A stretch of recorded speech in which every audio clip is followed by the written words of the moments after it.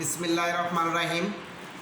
কালুখালী উপজেলা অনলাইনের ক্লাসের পক্ষ থেকে সবাইকে শুভেচ্ছা।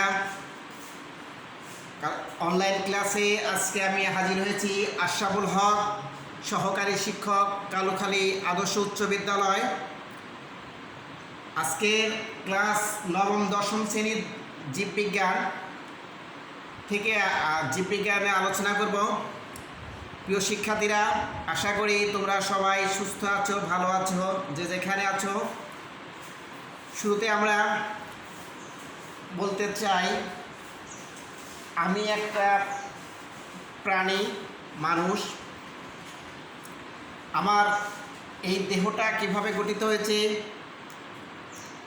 কোষ দ্বারা। আমি যখন আগে 20 বছর আগে এত বড় ছিলাম না, ছোট ছিলাম, আস্তে আস্তে ধীরে ধীরে বড় হয়েছি। এই বৃদ্ধির কারণটা কি? বৃদ্ধির কারণটা হলো কোষ বিভাজন। সুপ্রিয় শিক্ষার্থীরা, তাহলে এই কোষ বিভাজনের কারণেই আমার দেহটা বড় হয়েছে, আমি বৃদ্ধি পেয়েছি এবং একটা ছোট বৃক্ষ, চারা গাছ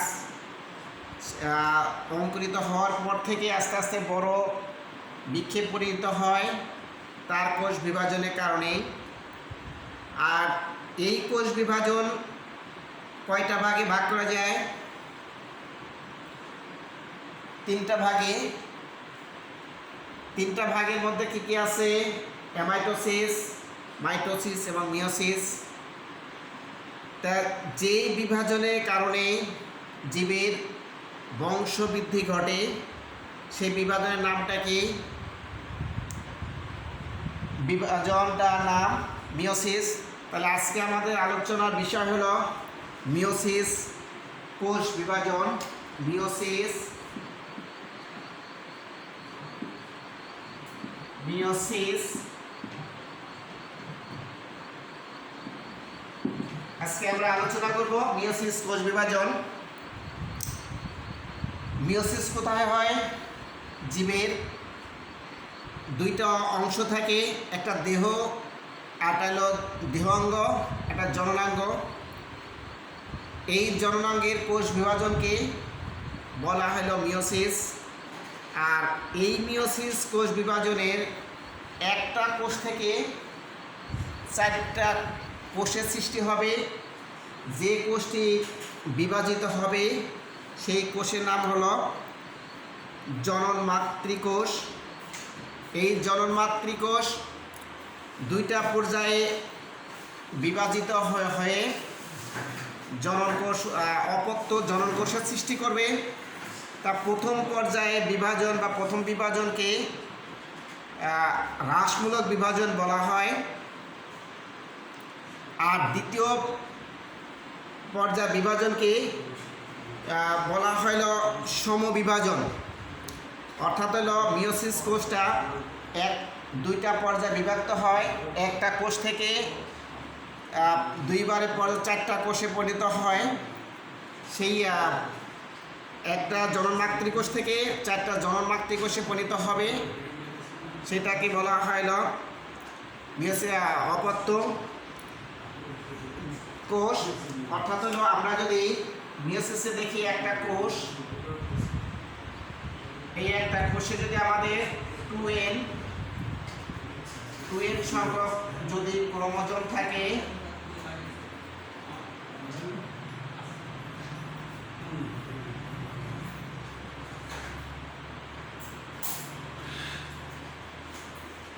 যদি আমাদের যদি এক একটা কোষে থাকবে 2n সংখ্যক হলো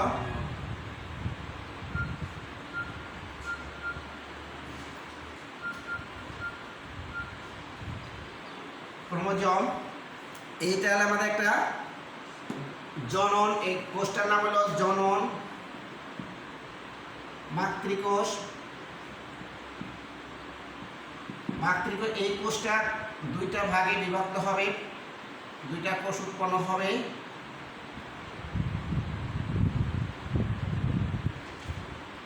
স্যার রুমে যাবেন না স্যার? কয়টায় যাবেন? রুমে কয়টায় যাবেন? এই যে দেখতেছি আপনি বারান্দা রুমে যাচ্ছেন নাকি? এই যে খেয়াল করেন ইউনিভার্সিটি দোতলা। রুমে যাবেন নাকি? এই হলো প্রথম পর্যায়ে একটা কোষ থেকে দুইটা কোষ উৎপন্ন হবে কোষ বিভাজনের। এই বিভাজনকে বলা হলো হ্রাসমূলক বিভাজন, অর্থাৎ হলো জননমাতৃক কোষে ক্রোমোজোম সেলুলার 2n সংখ্যক, এই কোষে হবে n সংখ্যক ক্রোমোজোম থাকবে, অর্থাৎ হলো ক্রোমোজোম সংখ্যা হলো অর্ধেক হ্রাস পাবে। এই ভাগকে হ্রাসমূলক বিভাজন বলা হয় হ্রাসমূলক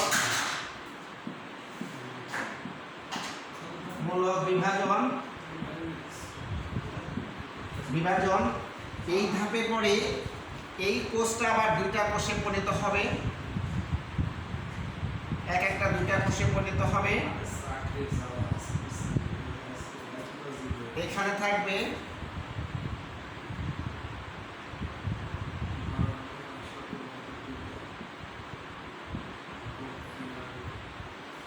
এটা থেকে আবার দুইটা কোষ উৎপন্ন হবে।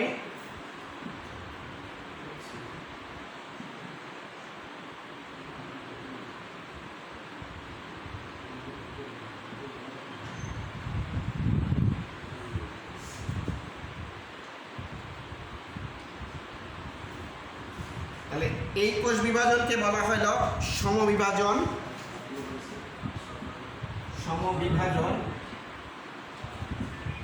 এখানে n সংখ্যক, অর্থাৎ এইগুলো হলে অপত্য কোষ বা তরুণ কোষ বা নতুন কোষ। অর্থাৎ দেখতে পাচ্ছি আমরা মিয়োসিস কোষ বিভাজনে একটি জননমাতৃক কোষ দুইটা ধাপে বিভাজিত হয়ে চারটি নতুন কোষে পরিণত হয়েছে বা তরুণ কোষ বা অপত্য কোষ। এই কোষে বিভাজন হবে। তাহলে প্রথম পর্যায়ে যে বিভাজনটা এলো হ্রাসমূলক বিভাজন বলা হয়। দ্বিতীয়বার যে বিভাজনের সমবিভাজন, অর্থাৎ হলো এই বিভাজনের ক্ষেত্রে এখানে যে কয়টা ক্রোমোজোম ছিল এই জায়গায় সেই কয়টা ক্রোমোজোমই আছে, অর্থাৎ হলো এই ক্রোমোজোমের সংখ্যা কমে নেই, এই জন্য এই বিভাজনকে সমবিভাজন বলা হয়। তাহলে মিয়োসিস কোষ বিভাজন হবে জীবের জনন কোষে জননাঙ্গ সৃষ্টি করে। উদ্ভিদের ক্ষেত্রে এই বিভাজনটা হল ফুলে, আর প্রাণী দেহে জননাঙ্গের শুক্রাণু এবং ডিম্বাণু তৈরির ক্ষেত্রে এই কোষ বিভাজন হয়। এই কোষ বিভাজনটা জীবের জন্য অত্যন্ত গুরুত্বপূর্ণ, কারণ প্রত্যেকটা জীব চায় তার বংশকে অক্ষুণ্ণ রাখতে, জাতিকে ঠিক রাখতে। এর জন্য এই বিভাজনটা খুবই গুরুত্বপূর্ণ। অর্থাৎ যে যদি এই মিয়োসিস কোষ বিভাজন যদি না হয়, জীব তার প্রজাতির ধারাকে রক্ষা করতে পারবে না। অর্থাৎ মানুষের দেহে ক্রোমোজোম সংখ্যা আছে 23 জোড়া বা 46টি। যদি এই ক্রোমোজোমের ক্ষেত্রে যদি মিয়োসিস হয়ে যখন এটা বিভাজন হয়ে যায়, তখন হলো 23টি করে ক্রোমোজোম আসে। এটা যদি অর্থাৎ হলো একটা পিতা দেহ থেকে যদি শুক্রাণু থাকে, শুক্রাণু আসে, সেই শুক্রাণু n সংখ্যক ক্রোমোজোম থাকবে, আর মায়ের দেহ থেকে যে ক্রোমোজোমটা আসবে সেটা n সংখ্যা দুইটা মিলে হবে 2n সংখ্যক ক্রোমোজোম। অর্থাৎ হলো জাতির ধারাটা অক্ষুণ্ণ থাকবে, বজায় থাকবে। তাহলে আমরা দেখতে পাচ্ছি জীব এই পৃথিবীতে প্রজাতি যদি তার জাতিকে ধরে রাখতে চায় তাহলে পরে এই ধারাটা অক্ষুণ্ণ রাখতে হলে এই মিওসিস কোষ বিভাজনটা অবশ্যই প্রয়োজন। মিওসিস কোষ বিভাজন ছাড়া জীব তার অস্তিত্ব কল্পনা করতে পারবে না। অর্থাৎ হলো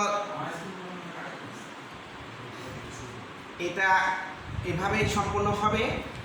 তাহলে আমরা বলতে পারি যে জীবের কোষ বিভাজন যা মোট তিনটা পর্যায়ে, এটা অ্যামাইটোসিস ছিল, এটা মাইটোসিস, এটা মিওসিস।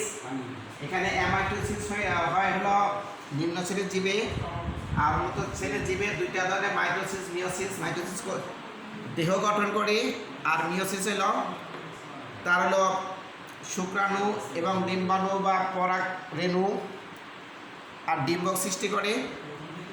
সৃষ্টিতে এটা দরজা হয়, এটা জন্মাঙ্গের বাইরে এই বিভাজনটা হবে না।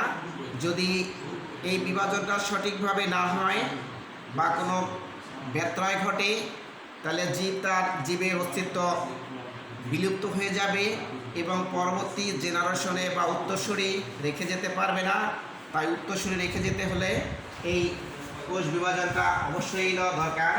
তাহলে আমরা আলোচনাতে দেখলাম যে এই কোষ বিভাজনটা। তাহলে প্রিয় শিক্ষার্থীরা, তোমরা এবারে একটু দেখো আমরা যে কোষ বিভাজনের মিওসিস কোষ বিভাজনটা করেছিলাম। মিওসিস কোষ বিভাজন কয়টা ভাবে বিভক্ত ছিল?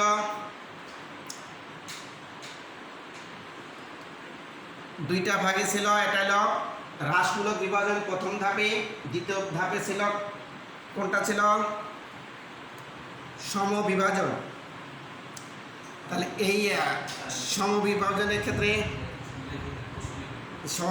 ক্ষেত্রে আমরা এটাই করতে পারি। তাহলে পরে একটা মিওসিস কোষ বিভাজনের ফলে কয়টি অপত্য কোষের সৃষ্টি হয়? 4টি, তাই না? তাহলে আমাদের এবার একটা ছোট্ট একটা কাজ তোমাদের বাসায়, এটা তোমরা একটু চিন্তা করে করবা।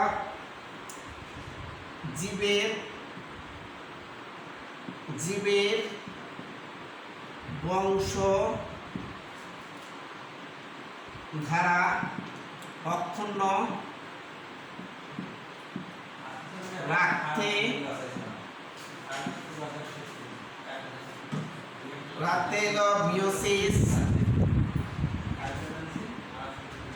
মিওসিস কোষ বিভাজনের কোনো বিকল্প নেই, ব্যাখ্যা করো। তোমরা এটা চিন্তা করে প্রশ্ন লিখবা। পরবর্তী ক্লাসে আমাদের এই উত্তরের সাথে এটা মিলাই নিবা। সবাই সুস্থ থাকবা, ভালো থাকবা। এই অনলাইন ক্লাসটা শেয়ার করে অধিক শেয়ার করে বেশিরভাগ শিক্ষার্থীদের এটা দেখার সুযোগ করে দেবা। সবাই সুস্থ থাকো, ভালো থাকো, সবাই সবার জন্য দোয়া করো। এই বলে অনলাইন ক্লাস শেষ করছি। আল্লাহ হাফেজ।